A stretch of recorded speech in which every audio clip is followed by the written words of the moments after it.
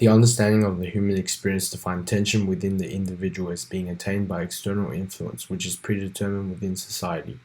We gain an insight into tensions within human experience and how they affect the individual through Dobson's poems Young Girl at a Window and Cockrow and Cotse's Disgrace, which give insight into the truth of human responsibility and condition in post-apartheid South Africa.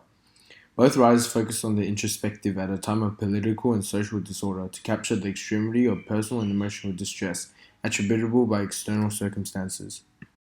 Within the universal human experience of progression, tensions arise between internal struggles and externally influenced expectations.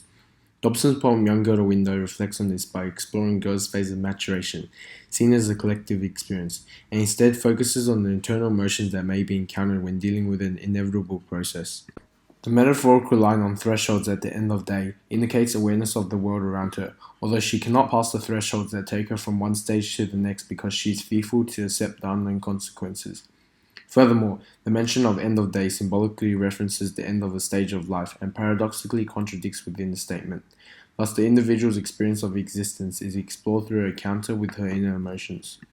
Dobson also explores the clash between internal desires and external responsibility in her poem Cockrow.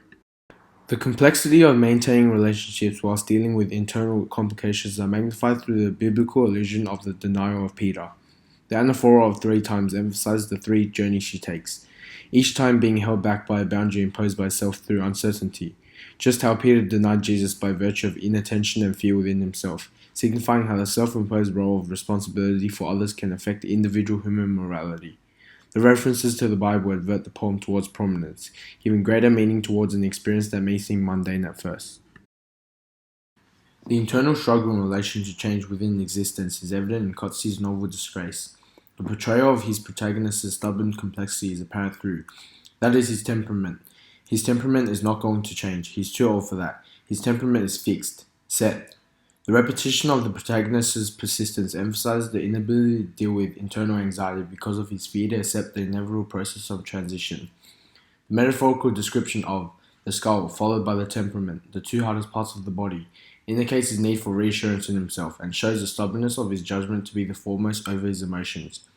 The comparison between something physical and intangible is contrasted similarly towards the metaphysical and actuality, demonstrating the effects that the universal elements of an outer world has on an individual.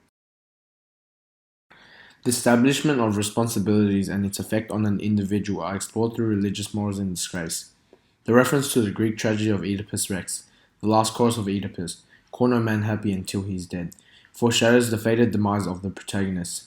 The protagonist's ability to perceive his fate indicates his understanding of the external world, although he is reluctant to reflect, which leads to his exile and disgrace later on, much like Oedipus himself.